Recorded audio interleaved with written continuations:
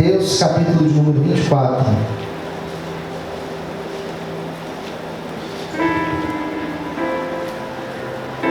Vamos ler a partir do versículo, pode ser a partir do 1. A palavra de Deus diz assim. Quem já encontrou, diga amém. Amém. Versículo 1. E quando Jesus ele ia saindo do templo, aproximaram-se deles os seus discípulos para lhe mostrarem a estrutura do templo. Jesus, porém, lhes disse: não vedes sobre isso? Em verdade vos digo que não ficará aqui pedra sobre pedra que não seja derribada. Estando assentado no Monte das Oliveiras, chegaram-se a ele os seus discípulos em particular, dizendo: dize-nos, quando essas coisas e que sinal haverá da tua vinda e do fim do mundo? E Jesus respondendo disse-lhes: acautelai-vos que ninguém vos engane, porque muitos virão em meu nome, dizendo: eu sou Cristo, e enganarão a muitos. E ouvireis de guerras e de rumores de guerras. Olhai, não vos assusteis, porque é necessário que isso tudo aconteça, mas ainda não é o fim. Porque se levantará nação contra nação, reino contra reino, e haverá fomes, e pestes e terremotos em vários lugares. Mas todas essas coisas são o princípio das dores. Agora vamos saltar lá no versículo de número 21, que diz assim: porque haverá tão grande aflição como nunca houve desde o princípio do mundo até agora, nem tampouco haverá jamais. Todos digam amém? Amém. Vamos fazer uma oração. Feche os seus olhos agora. Fala conosco, Senhor. Revela a tua palavra aos nossos corações, às nossas vidas. Nós precisamos ouvir tua voz. Venha nos abençoar nesta manhã, Senhor. É o que eu te peço, em nome de Jesus. Amém. Você pode aplaudir o Senhor nessa manhã? Glória a Deus. Eu pedi para a Agatha colocar essa imagem para mim. Essa imagem geralmente eu uso nas aulas que eu dou aqui na igreja sobre escatologia. O que é escatologia? Escatologia, né? É o estudo das coisas futuras, as coisas que ainda vão acontecer. E quando a gente lê, por exemplo, alguns textos, como por exemplo o Apocalipse, que é um texto tão difícil, né? Por conta de tantas figuras de linguagem que nós temos ali, tantas imagens, tantos simbolismos, fica difícil para a gente entender e ter na nossa mente uma espécie de uma linha do tempo. Então, quando você enxerga uma linha do tempo, quando você enxerga uma linha de raciocínio, fica mais fácil a compreensão. É uma didática que eu uso nas aulas, né? Você enxerga uma linha do tempo, parece que fica mais fácil. Parece não, fica de fato mais fácil para você compreender os fatos como eles acontecerão. Umas pessoas têm dificuldade de ler Apocalipse porque pensam que Apocalipse é um livro que foi escrito numa linha reta, que fala de fatos que vão acontecer de forma sucessiva. A própria Bíblia não é assim. Tem gente que pensa que a Bíblia ela foi escrita dessa forma, né? Se pegou lá do começo até o fim. E você encontra uma linha reta assim na Bíblia. E na verdade não é. Umas pessoas leem Salmos, é interessante porque Salmos são de vários períodos. Então você lê um Salmo aqui, que foi escrito, por exemplo, 480 anos antes de Cristo, e você lê o Salmo do lado, ele foi escrito 700 anos antes de Cristo, 200 anos de diferença, porque eles não seguem uma linha reta. Então o estudo das coisas futuras, quando você estuda Apocalipse, ou os textos que falam sobre esse assunto, eles não estão escritos de forma linear. Então é preciso você pôr uma linha do tempo para que você consiga mostrar do que se trata, né? O que eu vou falar nesses 3 domingos é o que está eu vou falar esse assunto com vocês. Hoje é só o primeiro dia. E hoje eu vou falar só daquela primeira ponta ali, né? Só dessa primeira parte aqui, que é a nossa era atual. Está escrito aqui, era atual. É o que nós vamos falar. Depois nós vamos falar sobre a grande tribulação, que é onde tem esse círculo, né? Que demora 7 anos. Depois da grande tribulação, nós temos essa outra parte chamada reino milenar e o trono final, o juízo final. Então nós dividimos o assunto, esse painel aqui, esse panorama escatológico, essa linha do tempo, eu dividi em 3 partes. A nossa era atual, depois nós vamos falar da grande tribulação e depois a parte final. Então nessa primeira parte, o que nós temos aqui? Nós temos ali a primeira vinda de Jesus. E a primeira vinda de Jesus aconteceu quando o Verbo encarna. João vai falar isso, o Verbo encarnou e ele habitou entre nós. A primeira vinda de Jesus foi quando ele se esvazia de si mesmo, como Paulo vai citar lá em Filipenses, e ele habita entre nós, e ele vive entre nós. Ele vive por 33 anos, e durante esses 33 anos ele viveu, ele ensinou, ele fez milagres, ele curou, ele discipulou, ele deixou um legado, ele deixou uma história, ele escreveu uma história. E até hoje nós falamos, diferente de outros movimentos, diferente de outros líderes, Jesus, nós morremos pela causa de Jesus. Os antigos morreram, os antigos foram crucificados, foram queimados. Por quê? Porque aquilo que Jesus fez, ensinou, foi algo forte, impactante, que até hoje está impactando as nossas vidas. Quem entendeu, diga amém. Então é isso, Jesus habita entre nós, e no final do seu ministério, no final da sua trajetória, ele morre jovem. Ele morre com 33 anos, jovem para a gente hoje, porque naquela época não se vivia como se vive hoje. Mas ele, no final do seu ministério, ele chega para os seus discípulos, ele fala: olha, eu vou para o Pai,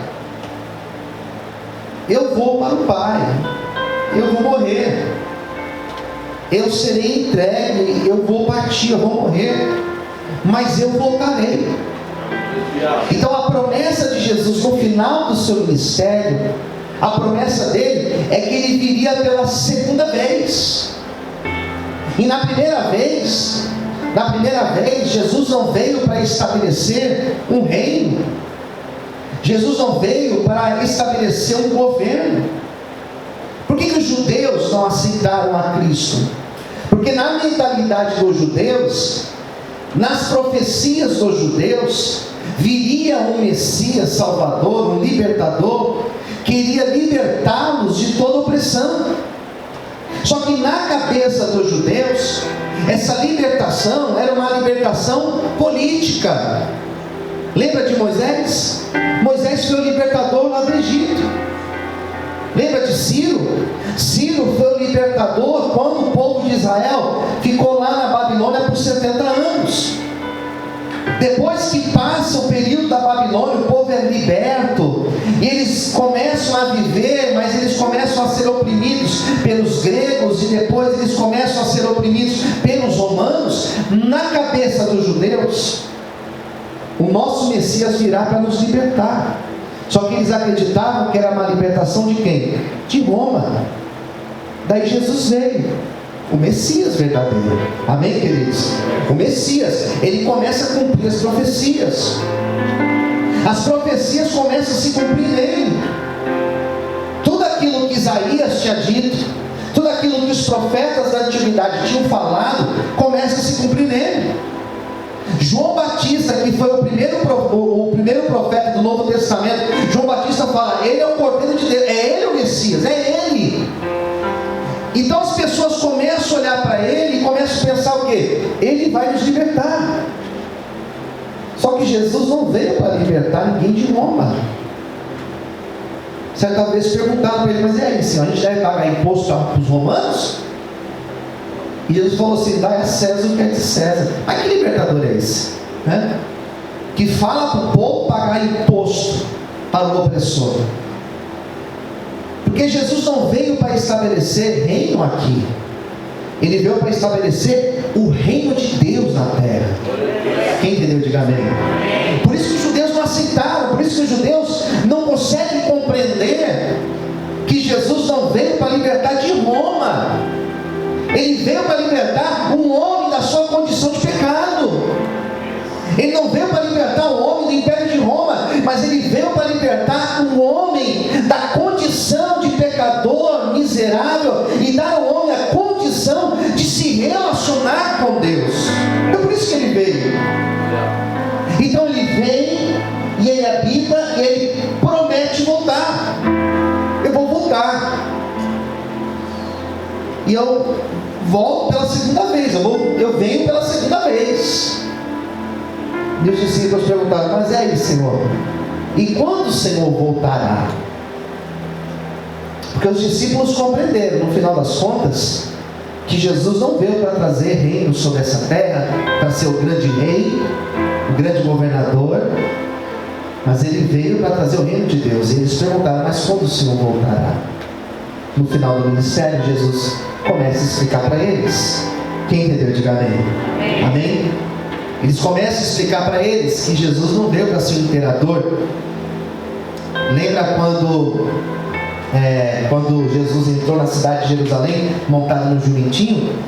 E eles diziam, usando aquele que vem, né, usando nas alturas, eles começam a exaltar Jesus, porque eles pensavam que Jesus seria um imperador. Jesus não veio para ser imperador, ele veio para trazer o reino de Deus.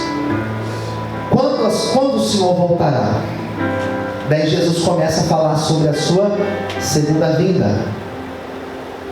E ele falou: bom, ninguém sabe o dia nem a hora, mas eu voltarei. Mas eu quero deixar sinais para vocês. E os sinais que ele deixa, nós acabamos de ler alguns deles. Jesus fala de quatro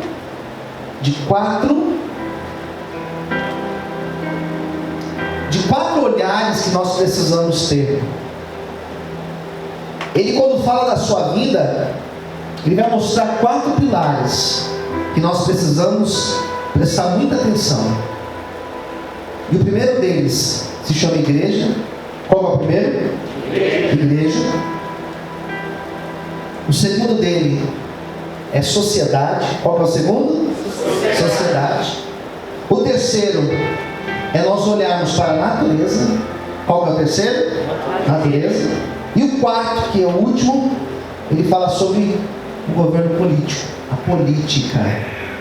Então são 4 que nós precisamos olhar: igreja, sociedade, natureza e política. Diga comigo: igreja, sociedade, natureza e política. Jesus falou assim: eu quero que vocês prestem muita atenção, porque nesses 4 lugares vocês encontrarão sinais. E quando ele fala acerca da igreja, ele não fala de um avivamento, como alguns pensam. Alguns acreditam que a vinda do Senhor, antes da vinda do Senhor, acontecerá um grande avivamento. Não é avivamento que Jesus fala. É o contrário.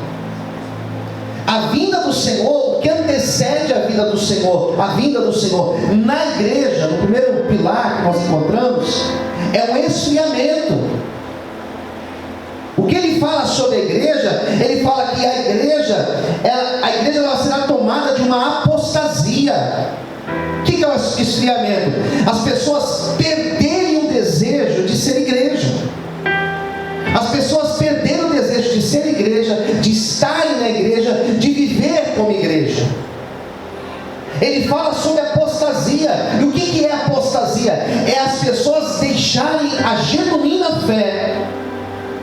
Ele está falando que na igreja nós encontraremos falsos profetas, falsos cristos, falsos ensinamentos, falsas profecias.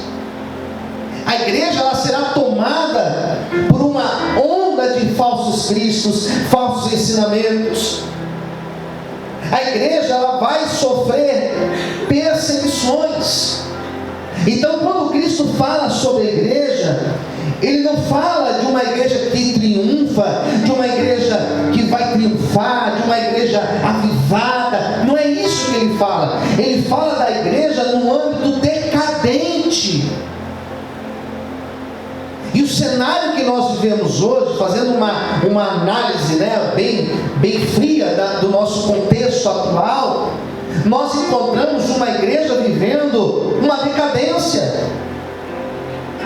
Nós encontramos uma igreja onde, em muitos lugares, a principal palavra falada dentro da igreja é a palavra dinheiro. Eu estou falando alguma mentira? A principal palavra falada no culto é dinheiro, é prosperidade. Isso é o resultado de uma decadência da igreja. Nós encontramos uma igreja que na atualidade não se fala mais, por exemplo, que Jesus vai voltar. Nós vivemos uma igreja que na atualidade não se fala mais que certas atitudes, elas são consideradas pecado dentro da Bíblia.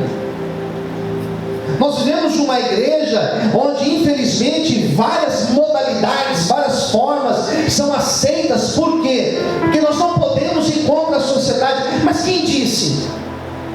Em qual momento que a Bíblia vai dizer que a igreja ela deve se adequar à sociedade dela? Pelo contrário, a Bíblia fala que nós temos que ser luz e ser sal. Mas o momento em que a igreja está vivendo é um momento de decadência. Não é um momento de crescimento, de triunfo. Pastor, mas a igreja, olha quantas pessoas, olha quantas igrejas têm aberta, olha quantas pessoas dentro dos cultos. Nós encontramos cultos com não sei quantas mil pessoas. Mas o que isso tem a ver? E desde quando multidão de gente vai dizer se realmente a intenção é real, se a intenção é em buscar a Deus, ele está inclinado para as coisas de Deus? Quem entendeu, diga amém. Não adianta ter um estádio lotado de gente, irmão, se a intenção é assistir uma partida, não tem nada a ver uma coisa com outra. O que Jesus está dizendo é que no final dos tempos a igreja será tomada, em primeiro lugar, por uma apostasia, em segundo lugar, por um esfriamento. Ela vai ser perseguida, ela vai sofrer com falsos ensinos, com falsos profetas, com falsas teologias, e teologias que não tem nada a ver com a Bíblia, teologias inventadas. Os homens farão mestres para si, e vão fazer que esses mestres ensinem apenas aquilo que elas querem ouvir ou aprender. Mas eu quero crer, quero acreditar que no final dos tempos o Senhor vai levantar uma igreja remanescente, uma igreja genuína, que permanece fiel ao ensinamento e à palavra de Deus, e que nós possamos ser essa igreja na atualidade. Você pode aplaudir e exaltar o Senhor, amém, queridos? Aplaude o Senhor mais forte, amém? Então, o que nós fazemos para ser igreja hoje? É ser